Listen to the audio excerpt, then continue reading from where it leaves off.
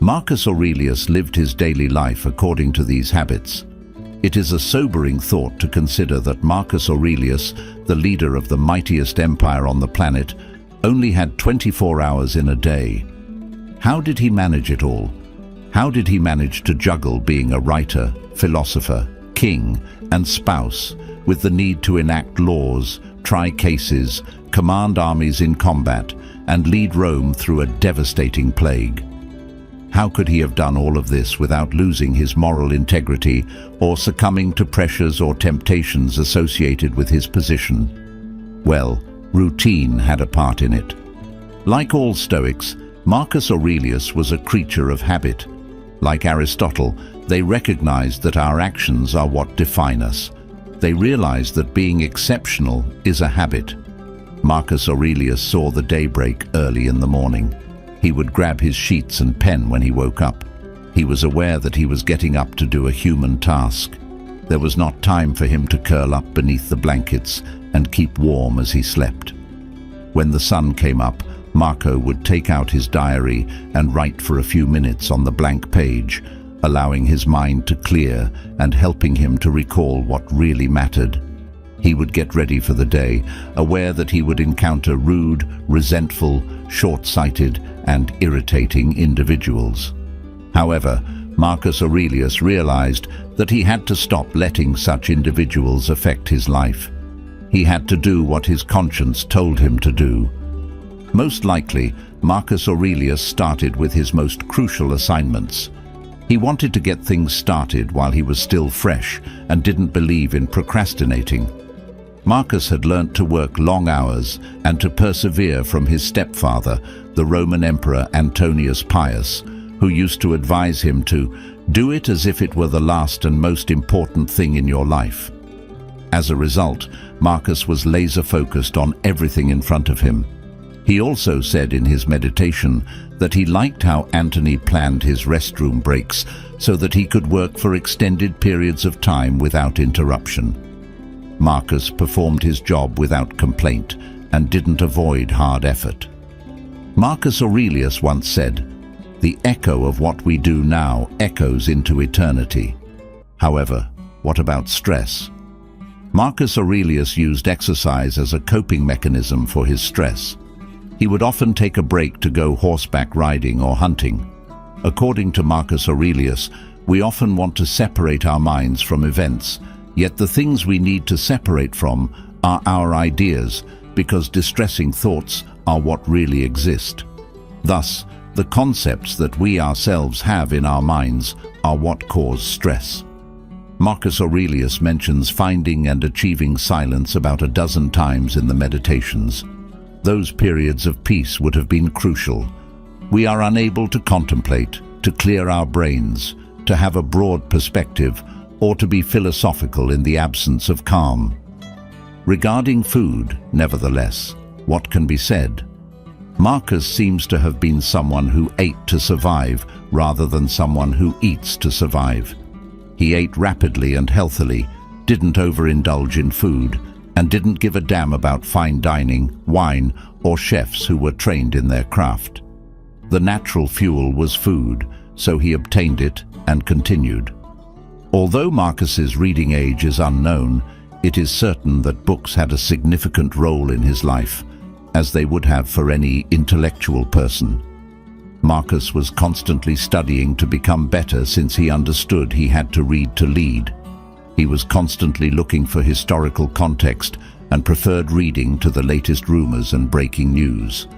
And then it was time to spend time with family as the day drew to a conclusion. Marco was obviously devoted to his wife and kids. Despite his prominence, importance, and hectic schedule, he paid attention to them. As he put his kids to bed, Marcus Aurelius would reportedly say to himself, "Hurry up, this might be the last time you do this. It's not a guarantee that any of you will survive the night." This is how we know he enjoyed putting his kids to bed at night. It's actually the most philosophical and final part of his routine. The most important thing in his life was this person in front of him, and he loved them for that, and he would say, "Good night." For as long as he was fortunate enough to survive, Marco would retire to bed soon after and repeat the whole procedure, so we must follow suit. We are our actions, again and over. We too may lead virtuous lives and emulate Marcus Aurelius's excellent habits. We are able to accomplish it each and every day. Habits are a component of what Epictet famously stated, "You have to decide who you want to be and do it well." Repeated actions that eventually become ingrained in our everyday routines are known as habits. Therefore, habits eventually turn into second nature. We surely develop into the people we want to be when we adopt these daily routine-based concepts from Marcus Aurelius. This is how a best-selling book gets written. That's how a company is built. That's how a brand is developed. That's how you become an expert in any field, talent, or business. A successful life of excellent habits follows from being successful in everything that we do. We will feel more alive and confident if we concentrate on our objectives and make the necessary adjustments to get there. Music. Marcus Aurelius, the Roman emperor of the 2nd century AD, is credited with formulating the third of his 3 rules of life. Don't waste any more time arguing about what a good man should be. Aurelius was the last of 5 acknowledged good emperors to reign Rome. The empire was sustained by knowledge and virtue under his direction. Stoicism, a philosophy that prioritized destiny, reason, and self-control, was the subject of his studies. Epictetus, the Stoic philosopher and former slave, was the primary influence on Aurelius, despite the fact that he was affected by numerous thinkers and intellectual writings. The emperor wrote a collection of autobiographical works known as the Meditations when he was in power. Even though the Meditations were never meant for publication, they are nonetheless printed today and may even be more well-liked than before. The journal demonstrates that the world's most powerful man was experiencing the same issues that we do now and will continue to face in the future. Come along as we explore the 3 life principles that Marcus thought were essential to leading fulfilling lives and how we may modify them to fit with our contemporary lifestyles. First rule: always strive for an objective assessment of the occurrences. Epictetus's discipline of assent, which involves making accurate judgments about your impression, that is, about the nature of the external world and the events that occur in it, had an influence on Marcus Aurelius's instruction in Book 4 of the Meditations. Suppress the value judgment you add, and the "I have been hurt" is also suppressed. Suppress the "I have been hurt," and the "hurt is" also suppressed. Aurelius teaches us that while we make judgments about everything, they are value judgments, which add a subjective element to our analysis. Imagine that one day, while you are traveling, an automobile approaches you from behind and makes a sharp turn, almost colliding with your vehicle. You swerve to escape the crash as your instincts take over. Usually you'll then lose your temper, start cursing at the driver, and start acting rudely. Emotions are now active at various times. Initially, your feelings warn you of the threat, and you take swift action to escape it. This is how emotions should be used. But shortly after you thought you could have avoided the accident, other feelings seized over, and you were enraged. This is the wrong application of feelings. This is no longer a time to be furious. The threat to your life has gone. All you are doing is letting out your annoyance, which is pointless and may even work against you by making you more upset and prone to accidents. The final portion, "and that hurt me," or "I could have died," is the value judgment component. When something unpleasant occurs to us, we say, "Such and such happened to me, and that hurt." In this situation, we would add, "I could have died." Thus, by removing this last component, you prevent the negative thing from affecting you. Using your brain was the most important aspect of living in harmony with nature, according to the Stoics.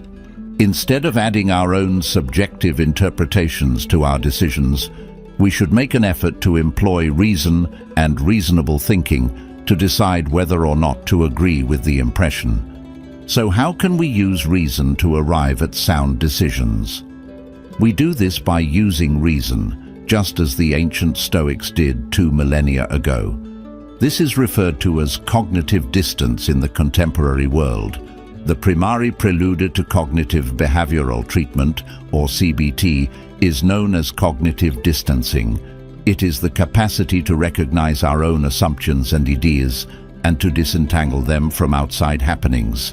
Adversity, belief, and consequences, or the ABC model of CBT, is a basic example of cognitive processes. Consider that you were just let go from your job.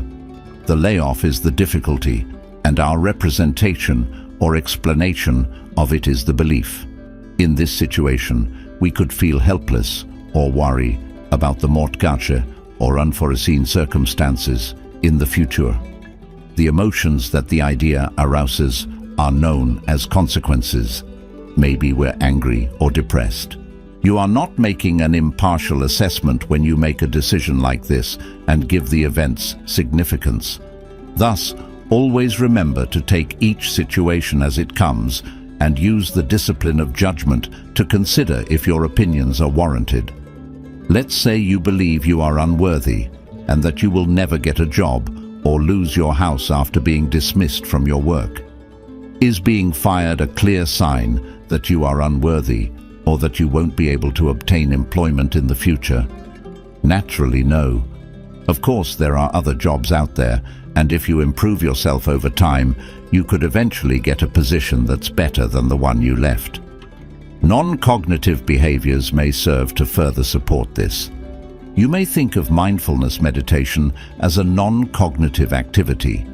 When you meditate, all you are able to do is focus on your ideas as they arise and pass. You may note how different the ideas and sensations connected with being written off as worthless are from the concept that you are not your thoughts. Believing these things is one thing, but developing a keen sense for them is quite another. As Marcus Aurelius would argue, by adopting this strategy, we are putting certain external events' values on hold in order to prevent unpleasant feelings. Has your spouse been unfaithful to you? Have you suffered financial loss?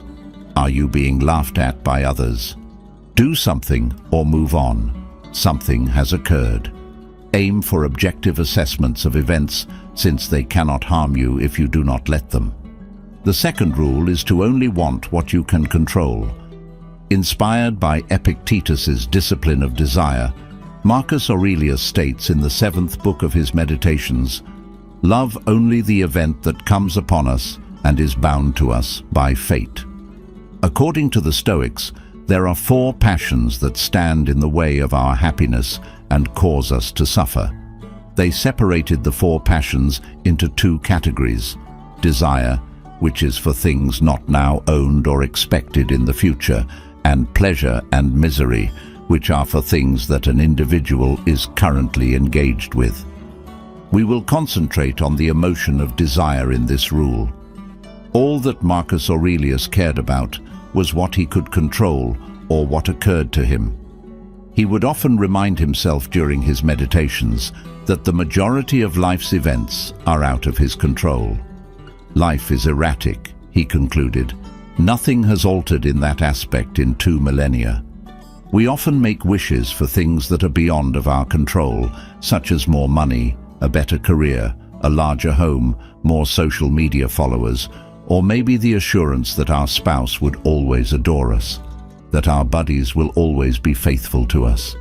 Sitting about in the same social circle and with the same habits we have always had, we wait, hoping, pleading, wanting, praying for change to happen or for luck to surprise us.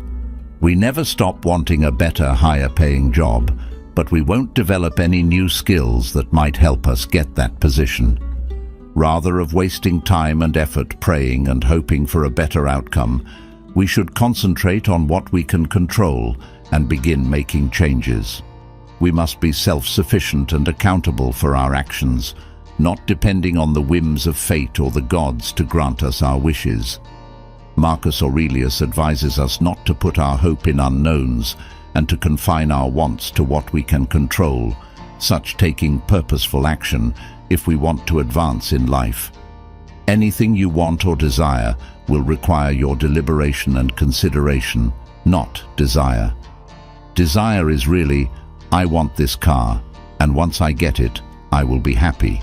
Whereas deliberate action is, if I want this car, then I have to get the money, and to do that, I must put in extra hours and effort to learn new skills and work hard to realize those funds. Therefore, rather of feeling horrible about not getting the automobile even after working hard and fulfilling all requirements, you should accept it with grace. Stoics believe that we have no control over results, no matter what they may be. Hence, when things don't go your way, you should love them and accept them for who they are, rather of being upset or responding unhealthily. Just want what you can control and accept what is beyond your control, since most things in life are beyond your control. Third rule, consider the welfare of others. Marcus Aurelius teaches us two things in Book 12 of his Meditations. First, don't tie your actions to anything other than an aim or purpose that benefits the human society. And second, don't do anything at random or unrelated to any objective or end. The action discipline of Epictetus has an impact on this rule. Performing the proper actions for the proper reasons is the foundation of the discipline of action. It concerns what you should do. Being a man of action, Marcus Aurelius serves as a reminder to us to eliminate impulses from our life and give our actions meaning. It's likely that you play several roles throughout life. These might have to do with your personal life, your work, or your family. Stoics believe that improving things is our purpose for being. Make a list, then consider the goals you want to accomplish for each of these jobs and the responsibilities that go along with them. Your purpose for the present and the future should be shaped by the list of these jobs. It has been shown that this kind of motivation is essential to reaching your objectives. Serving the common good is the larger vision Marcus Aurelius wants us to have.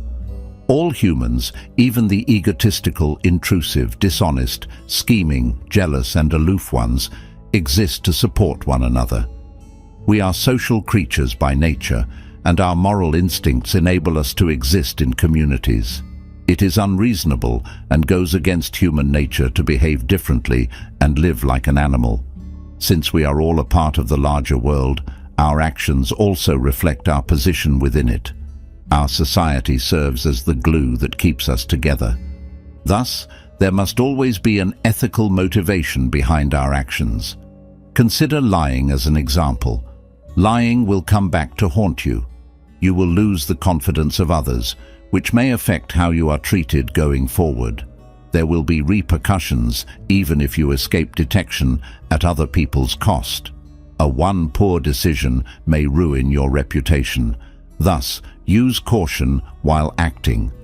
Based on the decisions made by certain individuals, actions are either good or wicked. Every decision you make will have an impact on who you are as a person. Consequently, remember to be an active agent, as Marcus Aurelius would say. Continue to actively contribute to creating a better world.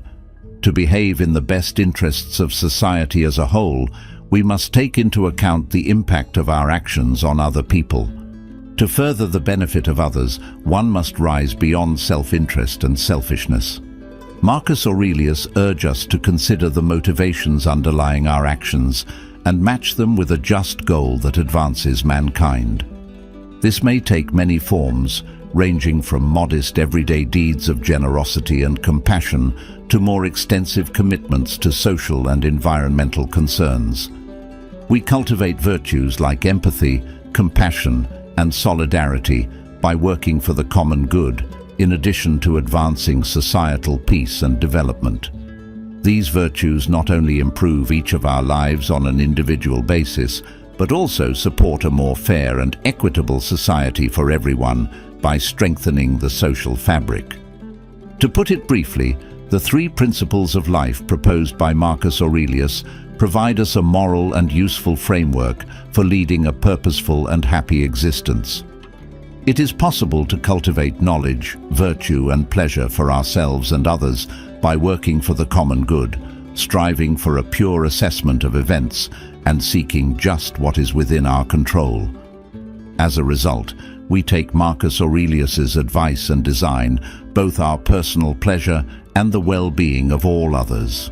Good man, simply be one. Contemplation, Stoicism, and Marcus Aurelius's wisdom. None of these words were written by Marcus Aurelius, the Stoic philosopher and Stoic emperor of Rome, from 161 to 180 years after Christ. Instead, the art of truly living in this world is more like that of a wrestler than that of a dancer, for in this, both agree in teaching man everything that touches him to be prepared for it. While on several military expeditions between 170 and 180 AD, Marcus maintained a personal journal in which he wrote down his ideas about using Stoic philosophy to better his life and deal with life's challenges. We are going to look at some of the useful tips for enhancing our lives that can be found in this diary, which is called the Meditations. We will specifically examine some of the methods Marcus used to attain serenity, a psychological state characterized by the lack of unpleasant emotions like pain, wrath, or worry, and an emphasis on the presence of happy emotions. Before we begin this wonderful lesson, we would really appreciate it if you could subscribe, like, and click the bell so that you don't miss any of our upcoming films on topics like pleasure and calm that will aid in your personal growth as a Stoic. It was, apart from virtue, the ultimate aim of a practicing Roman Stoic such as Marcus Aurelius. The central tenet of the Stoic style of living is that what matters most for our happiness and peaceful existence is the internal dialogue that goes along with the events in our lives, not what actually occurs to us. According to Marcus Aurelius, you have power over your mind, not over external events. Realize this, and you will find strength. The Stoics believed that achieving any outward good, such as riches, fame, attractiveness, or influence over others, was not the path to a happy life. They believed that mastery of the mind, not any of them, was the way to a happy existence. The Stoics made the point that because external circumstances might cause things to come and go, we forfeit control over our life if we base our pleasure on them. A guy who is self-conscious about his looks will eventually become older. A wealthy man might easily lose his wealth, and a well-known actress can become weary of the fleeting nature of things. The Stoics believed that we had the ability to control how our mind frames or interprets life's experiences, in contrast to material possessions. Whether we realize it or not, there are too many cues and perspectives to consider when anything occurs, making it difficult to interpret in a single manner. We create the mentality, so to speak. We must realize that we don't have to react negatively to setbacks or cruel treatment in order to minimize the impact of negative emotions. The Stoics believed that we should take control of this fact and use it to our advantage. The incapacity of most people to live in the moment is one of the primary factors that affects the quality of ideas, as Marcus Aurelius acknowledged. This is why it is so important, because, as he stated, the happiness of your life depends on the quality of your thoughts. On the other hand, individuals often worry about the future or ruminate on the past. Epictetus, the great slave philosopher, taught Marcus a method that helped him better appreciate each moment. This method, which is now referred to as negative visualization, entails considering how fleeting everything outside of our control is. For example, one should consider their own mortality in silence while assessing a buddy. The Stoics believed that individuals needed to be more conscious of the transient nature of everything, even if some would find this to be gloomy. Marcus Aurelius also cautioned against taking too much pleasure in these reflections, should their loss ruin our peace of mind. Additionally, he reflected on the idea that his own death may occur at any time and utilized the negative vision to help him live more in the present. The Stoics believed that a person was more inclined to live life to the fullest and try to enjoy each moment if they were aware that it may end at any time. This kind of understanding also helps put many of the issues that most people worry about in perspective. Worrying about other people's views may also cause bad feelings and disrupt our quality of cognition, in addition to worrying about the past and the future. Marcus argued that an overabundance of worry about these decisions would not result in a fulfilling existence, but rather an unhappy one. One of the reasons why individuals at the station have little value in their comments is because most of them are focused with unimportant things. Marcus Aurelius was also against looking to the masses or following the majority's consensus to determine how one should live. In his own words, all that people in life is emptiness, rottenness, pettiness, dogs biting each other, children laughing while fighting and suddenly bursting into tears. It makes sense for someone who aspires to peace of mind that he said, "The aim of life is not to be on the side of the majority, but to escape finding oneself in the ranks of the mad." Epictetus himself counseled against being enraged when someone insults or offends us. Marcus advised against matching evil with evil and instead realized that the greatest form of retaliation is to not act in the same way as the one who insulted you.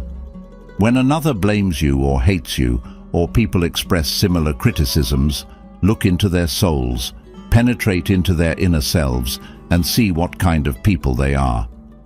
You will realize that there is no need to be tormented by the idea that they have any particular opinion against you. Marcus Aurelius is a wise man, and using his teachings to help transform your life requires repeated practice of Stoic techniques. Yes, but because Stoic philosophy has endured the test of time, those that practice and put in the work will probably be rewarded. Based on the ideas of Stoicism, cognitive behavioral therapy is one of the most successful psychotherapy approaches for treating depression and anxiety disorders. 10 Stoic teachings of Marcus Aurelius that we desperately need today. Practical Stoicism. This therapy explains very well why we should not put off our efforts to improve ourselves. Remember how long you have been putting this off. At some point, you have to recognize what world you belong to, what power governs it, and from what source you spring. Be aware that there is a limit to the time allotted to you, and if you don't use it to free yourself, it will go away and never come back. One of the last decent Roman emperors who really gave a damn about his subjects' well-being was Marcus Aurelius. He lived at a period when turmoil and death were commonplace. The Meditations are the name we currently give to the self-help book he authored. Though he penned these remarks almost 2 millennia ago, his concepts are still very relevant today. The following are some concepts from his Stoic philosophy that we might use in our own lives to give them significance. 1. Never mind what people do. Our time is very short, as Marcus Aurelius states. Don't waste what's left of your life speculating about your neighbors. Anything that distracts you from faithfulness means a loss of opportunity for some other task. We shouldn't squander our limited resources caring about our neighbors. Why does it matter what others think of us and what they do? Ignore everyone else and concentrate on the work at hand. What is our mission, whatever our earthly vocation may be? Making art, inspiring people, or raising a loving family is to do.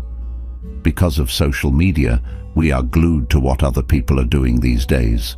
We spend mental energy comparing ourselves to other people and feeling jealous of them, which makes us feel that we are not as successful as our peers. You have to step back from doing everything that other people are concerned about in order to remain focused and disregard what they are doing. Take off all social media applications from your phone and give yourself a week to avoid checking Facebook, Instagram, or any other social media platform. This does not imply that you should ignore your loved ones. Instead, try this out for a week. It will enable you to focus entirely on meeting your own requirements. It will help you stay focused on your own creativity and lessen your feelings of jealousy. 2. Your beliefs shape your world. According to Marcus Aurelius, life is nothing but what you consider. Life is opinion. It implies that there isn't a true adjective in existence. Through our ideas, we create the reality we live in and the world we see. The outer world is real and separate from our senses. Keeping an optimistic outlook on everything is the practical method to implement this mentality in your life. Let's take an example where someone whispers behind your back about you. Moreover, when someone insults, tries to hurt, or criticizes us, it's not the insult. It's self that hurts us. Rather, it's how we interpret what they say that does. So, instead of getting frustrated, you can tell yourself, I'm glad someone is talking about me. It means I'm not boring and I'm doing something interesting. How can we feel upset if we consider other people's actions to be unimportant? Try this for a week. Find the good in every situation that comes your way. Consider this. How can this insult make me a stronger person? For instance, if you are insulted, see every situation as a chance to improve. 3. Reduce your efforts. Marcus Aurelius teaches us of the value of living a simpler life and eliminating pointless actions.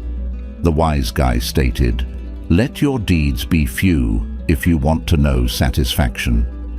Even better, restrict your interactions to those that are necessary for social reasons. And the way it demands makes a lot of our words and actions superfluous. We will experience less stress if we refrain from doing ineffective actions. Eliminating superfluous things from our lives will allow us to concentrate more on the things that really matter to us in life.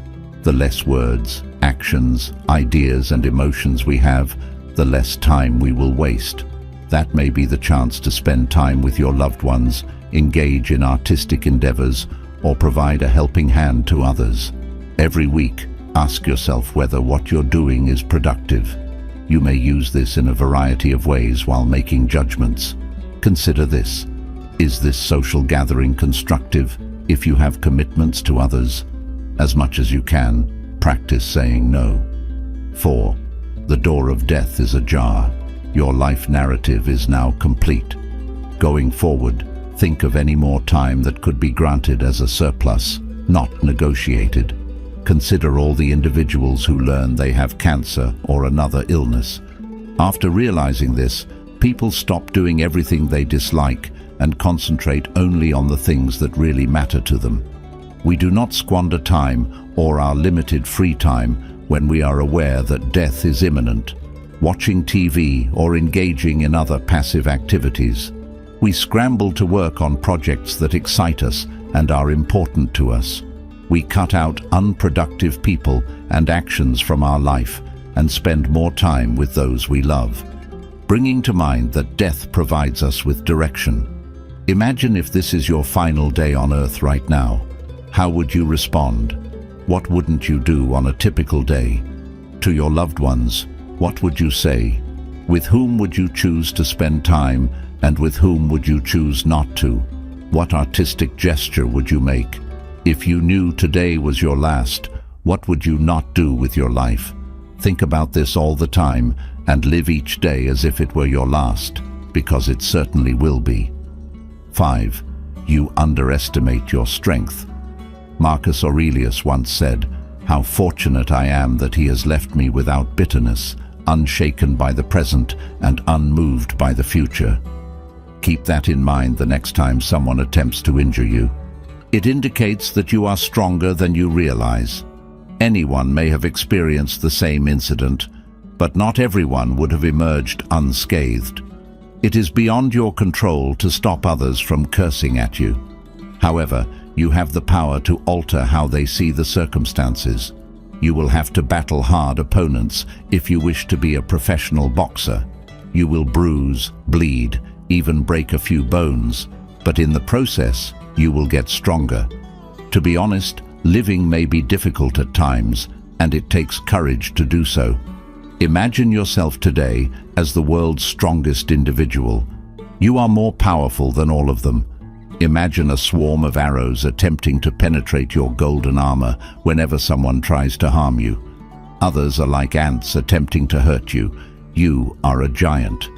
Remind yourself every time anything bad happens to you, "Thank God, I am so strong. I have not been broken by this, but others may have been." Humanity is lifting you up with its job. What was your purpose in life? Marcus Aurelius informs us that the true delight of a man is to do that for which he was created. That varies. Your gifts may include the following: the capacity to read and write, the ability to conduct research, the capacity to synthesize information and data, the capacity to create images, the capacity to empower others, the capacity to educate, or the capacity to simply make the world a more beautiful place. Find out what you have to give and how to effectively share it with others. Ask your mother, relatives, or acquaintances if you are unsure about what your gift is. Recall your childhood abilities and how you may best use your unique talent to benefit others in your immediate vicinity. How can you use your skill to best empower humanity? Don't let distractions interfere with your meditation on this. 7. Never voice grievances. Marcus Aurelius states, "Your cucumber is bitter, throw it away. Are there brambles in your path? Move aside. That's enough."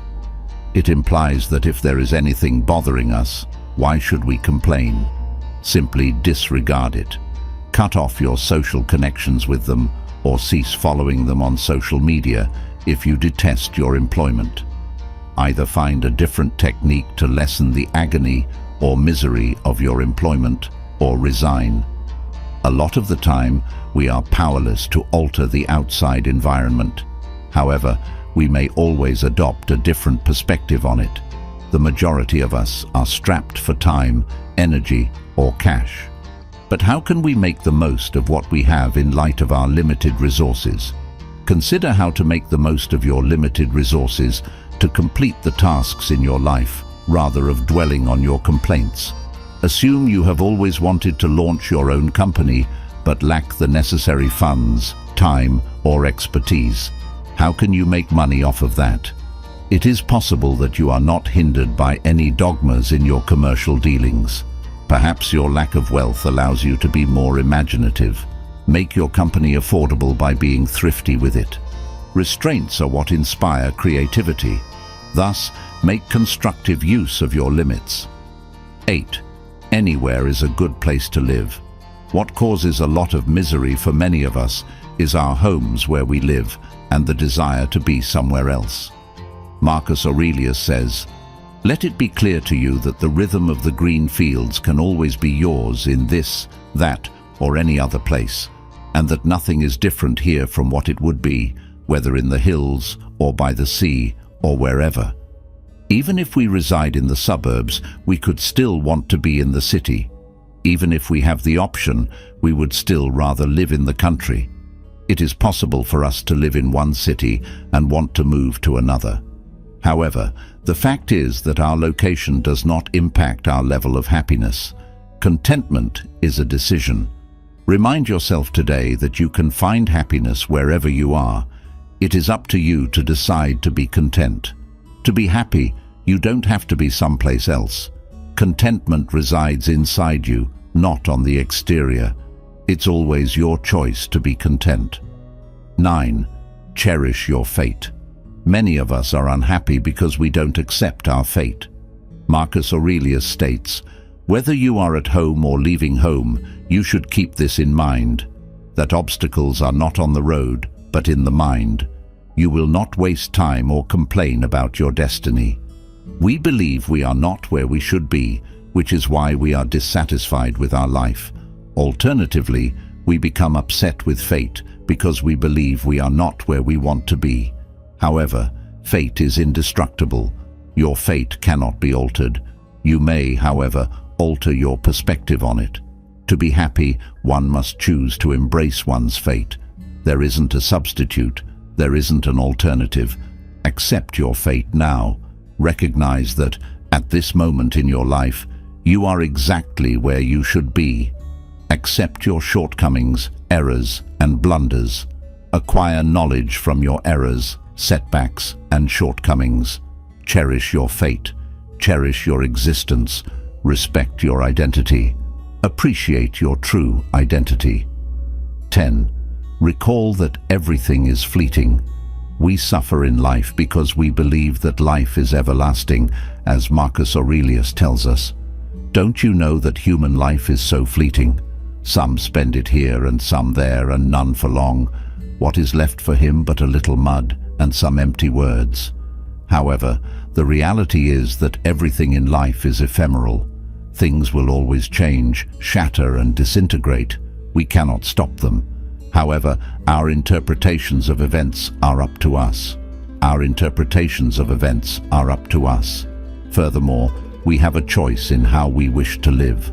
Reflect on the fleeting nature of everything today.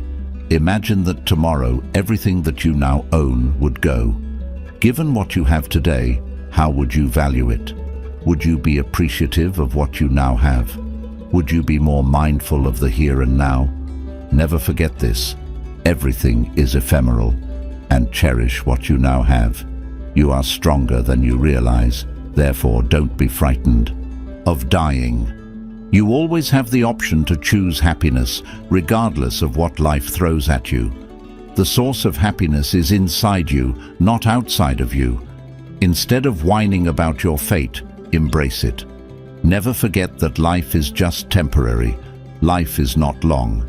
Seize each moment as if it were your last one, the field. We may wish we lived on the beach if we live in the country. We may wish we lived on an island, but we do live on a beach.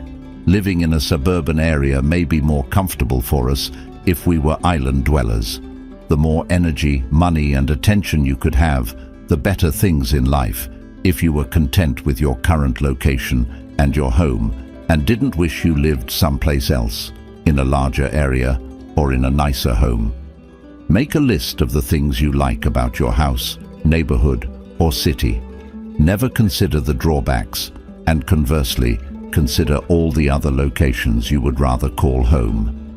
Next, list the drawbacks of relocating, such as higher living expenses, more traffic, more pollution, a longer commute to friends and family, and so on. Next, make an effort to stop whining about your house or neighborhood. Give your artistic endeavors your whole attention and focus. Promote the welfare of everybody. The words of Marcus Aurelius read, "Avoid all actions that are random or purposeless." He also advises that every action should only be directed toward the common good, which is what it means to be a decent and meaningful human being. It is to share our resources, expertise, and gift with others who are less fortunate than we are in order to assist them. Continue to be kind to others, even if they could despise us and forget about us once you start helping others. Even better, pretend not to realize that you are doing somebody a favor. We should not be aware of all that Marcus Aurelius has done in his life. He advises use. That yields a cluster of grapes. Seek no greater favors than a horse who has completed a week of racing. Treat people well without looking for recognition. Helping others gives one a decent and adequate sense of satisfaction. Give thanks for everything that you have. It doesn't matter how wealthy or successful we are. Marcus Aurelius advises, do not indulge in dreaming of having what you have not, but think of the chief of the blessings you possess, and then, fortunately, remember how you would do and long for them if they were not yours. Nothing we want ever comes to pass.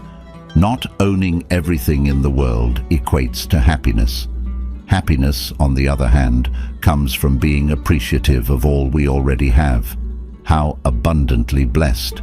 Imagine how much you would desire those benefits if you didn't have them, and then imagine that very clearly.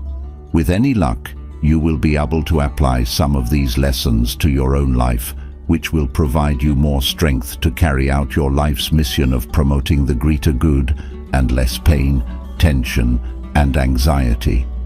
The 7 most important Stoic teachings will never fade. The invulnerable, according to Seneca, Epictetus, and Marcus Aurelius, is not something that never hurts, but rather something that never hits. If you're the kind that gets angry about anything and won't take anything personally, such as your boss picking on you, your loud neighbor, political disagreements, misinterpreted messages, burnt cake, etc., write anything that irritates you in the comments and give it some thought. Do you let annoyance, discouragement, or any other negative emotion to win you over, or do you choose to go on unfazed by it? Hello, we're the Diary of a Stoic, and in today's reading, we'll be exploring 7 Stoicism principles that may help us stay calm throughout the most trying times. These lessons may help you become genuinely unshakable. Even though it could be challenging at times, Emperor Marcus Aurelius will outline precisely how to implement each of these concerns in the final issue. Now let's move on to the first. The intelligent individual may experience physical infirmity or the nation's destruction during a battle. They won't, however, compromise his values. The callousness and indifference that historians often discuss have nothing to do with Stoicism. It's not only that you have no interests or concerns. Certain things are certain to remain on the nail. That might be very different. For instance, a young individual could experience the death of their own mother or a kid. Their tenet is to maintain harmony by peaceful means. It is hard to remain unsettled in this instance. However, by acknowledging that death is an unavoidable part of life and that it will happen to every human being, eventually we may all come to the realization that there is no use in attempting to prevent death. Instead, we will have to accept death as it comes, no matter how horrible it may be. Although we will experience grief, it won't control how our lives turn out. Always keep in mind the tools you already possess to overcome any situation. We have seen that maintaining peace will need enormous work, and it won't happen overnight. Living a life of introspection and seeking self-awareness and self-control is essential. As such, it is critical that we be able to live a lifestyle grounded on contemplation and philosophy rather than in immediacy. In order to be able to use our own resources to rescue ourselves when needed, we must first develop internal resources. Training is necessary to develop this awareness of what is and is not within our control. We recommend using our Stoicism music as a self-training resource. I'll provide a link to it at the conclusion of the video and in the description. You won't find a playlist this extensive nowhere else, in my opinion. The less important ones don't even sense it, and they don't employ their typical power to put up a deadly fight. As a matter of fact, they ignore it, or believe they are deserving of pity and mockery. Now consider this. If we shouldn't be alarmed by significant, challenging issues, then what about little ones? They really do infiltrate the line just in front of you. Even if you put in a lot of effort to complete the job, you still didn't receive what you really desired. You sent the person you like a WhatsApp message 3 hours ago, and they haven't responded. Just 12 people liked your lovely photo of yourselves married. I suppose you don't have to say anything after all. You must have recognized by now how meaningless it is to give in to such little desires. When things that you've been waiting a long time to happen finally do so with less fanfare. This is a fantastic concept to support our ability to bounce back from setbacks, and it's preparation of the mind, not pessimism. It reminds us that life is full of potential negative things. You must understand that no matter how well you prepare, unexpected things might happen. You have to understand that things fail and people die, that your body is susceptible to sickness, that your career may not endure forever, and so on. We offer you a video in our collection that will help you comprehend this on a deeper level. However, it's also worthwhile to look at a very useful practice to hone this ability. And keep in mind, if you feel like it's becoming too hard, heed the counsel that Marcus Aurelius gave us in the previous lesson. For the time being, however, consider this one, which is my personal favorite. Before beginning any work, take a moment to consider its nature. If you leave your home to use the toilet, consider what transpires there. Think back to the people who shoved you, splashed you with water, mistreated you, and stole from you. Okay, so I imagine you're not in the habit of going to public baths, right? If you tell yourself before you begin there, I want to bathe, and at the same time keep my moral purpose in harmony with nature, you will accomplish your duty with greater confidence. But I believe you've grasped the concept that, above and beyond what you must or want to achieve, you have a greater purpose, to maintain your moral purpose in balance with nature. Keep this in mind. Imagine you have to travel someplace and get stuck in an insane traffic congestion, which causes you to be late. To bring it closer to our reality, when the light turns green, you're going to see the man attempting to cut you off, someone honking behind you, someone cutting you off and leaving you in the center of the junction, and a pedestrian sprinting in front of you as they cross the lane, which will force you to use the brakes. And lastly, every major city's everyday pandemonium. You could be fortunate enough to avoid it, but I'm sure you encounter equally difficult or almost unpleasant circumstances. The key is that you go in prepared, knowing that anything is possible, and you have to perform both your work and your moral obligation in addition to your task. You have to consider that if you get upset over what is going on, you won't be able to do this. Being invulnerable does not mean that something never gets struck. Rather, it means that something never gets injured. That demonstrates your wisdom. As seen before, nobody is immune to life's setbacks. Some are unavoidable. We cannot always avoid them. However, the prudent one is the one who does not feel wounded after taking such hits.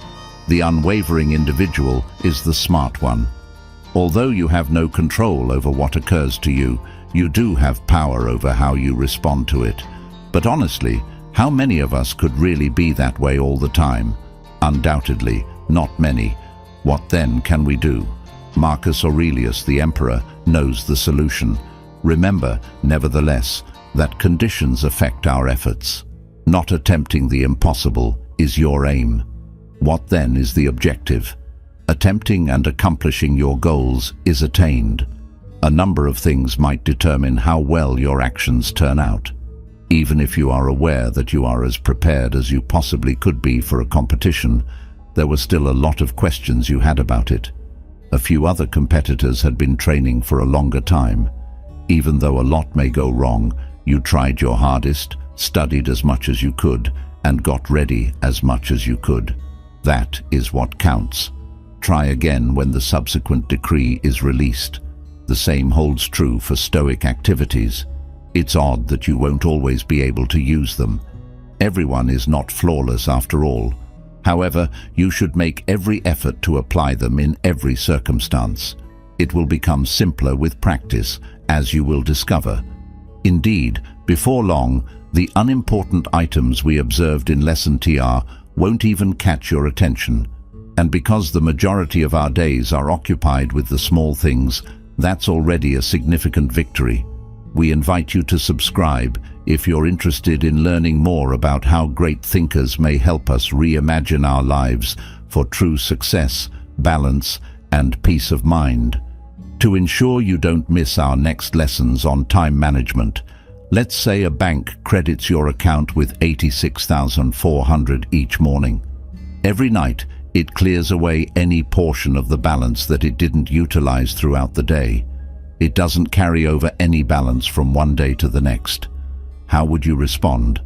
Sure, take out every dime. We all own the bank. Time is the name of it. You are given 86,400 seconds each morning. Write down whatever you haven't been able to invest for a worthy cause every night. It does not permit overdrafts and does not maintain a balance. It has a fresh account for you every day. Burn the remnants of the day every night. You bear the loss if you don't utilize the deposits for the day. There is no going back or turning away from the future. As a result, there is either insufficient or excessive time. We are the only ones who can determine how to manage our time. The question of whether we want to accomplish something or not is always more important than whether we have the time to do it. We'll cover 5 crucial and useful time management strategies in this video that will enable you to accomplish all of your goals. First piece of advice: devour that frog. Author Brian Tracy came up with the idea, which centers on doing the most crucial tasks first thing every day. As Mark Twain famously observed, if you eat a live frog first thing in the morning, you can face the day knowing it's probably the worst thing that will happen to you all day. Your greatest chore, and the one you tend to put off, is your frog. In the event that you take no action, the theory is that if you do a chore in the morning that you would have otherwise put off, you'll feel accomplished and find the remainder of the day to be easier. Let's take a scenario where you have a report to write, food to purchase, and laundry to do. You know how much you detest washing laundry every day. So, the method to prioritize your to-do list is to start completing the item that you are likely to delay. In this scenario, I would propose that you wash the laundry first before you do anything else. After completing the dreadful chore, the route of shopping and writing a report won't seem as difficult, and you'll feel more in control. Let's pretend you're a salesman. Making sales calls is one of the most critical things you can do to complete business, but it's also one of the toughest, since you need to hear 20 no's for every yes you receive. The rationale for this strategy is because, in the morning, your mind is clear, the workplace is calm, and you haven't been tugged in 6 different ways yet. It's your one opportunity to prioritize what matters most to you before your phone begins ringing and your email inbox starts filling up. By clearing something crucial off your to-do list before anything else, you have both momentum and a feeling of success before 10 a.m. Getting things done is a habit, and if you start each day by achieving something significant, you'll get more done than 90% of the people in the company. Whatever your frog is, make sure you have all supplies and equipment ready the night before so that there is least bother the following day. For example, if your objective as a sales manager is to make 50 calls, have your customer list ready. Make sure the list is filled out accurately with contact information and past observations. The likelihood of completing the task increases with the number of unimportant items on your mind upon waking up. Use the Eisenhower matrix as your second tip. The Eisenhower matrix is essential for determining your most crucial task, getting to know your frog. The task's importance and degree of urgency might be used to evaluate any task according to the matrix. Make sure that urgent and vital tasks get top attention. Not urgent but significant tasks should be delegated. Urgent but unimportant tasks are accomplished. Avoid doing things that aren't critical or urgent. You'll save time by doing this. United States President Dwight D. Eisenhower, the 34th, introduced the matrix. His constant struggle with making tough choices required daily attention. He finally developed the renowned Eisenhower principle as a result of this, which aids in our current practice of prioritizing tasks according to significance and urgency. Practicing creative procrastination is the third tip. Carrying out a highly skilled task that is superfluous is among the worst ways to spend time. One day is not enough to do everything. So that you have enough time to do the things that really matter, learn to consciously put off the jobs that have little value. Few people take advantage of delay as often as innovators and creative professions do. Else, If you have a task that is very essential, make a list of things you should never do. This way, you can remember yourself not to do the things that impede your productivity. You have to make 50 calls in the morning, for instance, if you are in charge of sales. After that, jot down a list of the activities you should avoid doing, such as viewing movies and checking email while on Facebook. Mark the tasks you failed to complete successfully with a check mark after making those calls. The Pomodoro method is the fourth piece of advice. With its emphasis on providing you with maximum attention and creative freshness, the Pomodoro method is a time management philosophy that may help you finish assignments more quickly and with less mental strain. It's an easy process. Allocate small blocks of time for each activity you work on throughout the day and take occasional breaks. Put in 25 minutes of labor. Next, have a 5-minute rest period. Inspired by the Italian term for tomato, each 25-minute work time is called a pomodoro. Following 4 pomodoros, 100 minutes of labor, followed by 15 minutes of rest. Take a 15-20-minute break. Make sure to record the breaks and a X to indicate your completion of each pomodoro. Your mind stays concentrated and fresh when you take frequent pauses. It's simple to use, and you'll notice benefits soon, according to the official Pomodoro website. It's likely that within a day or two, you'll notice a shift in the way you work or study. After 7 to 20 days of regular application, the method may be truly mastered. Furthermore, its to-do list is extensive and diverse. Employing the Pomodoro approach will not force you to follow a rigid schedule, but it will help you accomplish jobs more quickly and with less fatigue. Since Francesco Cirillo developed this strategy in 1980, people have been using it to increase their productivity, both personally and professionally. Remembering to obtain a good night's sleep is the fifth piece of advice. You could associate early risers with a never-ending sleep schedule with industrious individuals. However, restless nights won't propel you toward your objectives any quicker. Research from Stanford University in 2009 revealed that a drop in sleep duration was associated with a fall in productivity. Individuals who slept for fewer than 6.5 hours a night were found to be more prone to illness and to have difficulty focusing. American workers lose 11.3 days of work year on average because of sleep deprivation, according to a 2010 Harvard University research. Thus, don't deceive yourself into believing that skipping sleep makes you more productive. Sleep deprivation reduces productivity at work and increases susceptibility to illness. Getting adequate sleep each night is essential for being genuinely productive. Recall that there are many time management strategies that may help you be more productive and accomplish your objectives more quickly. These strategies include eating that frog, using the Pomodoro method, applying the Eisenhower matrix, practicing creative procrastination, and getting adequate sleep. I hope these pointers prove helpful to you and enable you to do more tasks in a shorter amount of time. Please remember to subscribe to the channel, like, and share this video if you like it. Thank you for watching.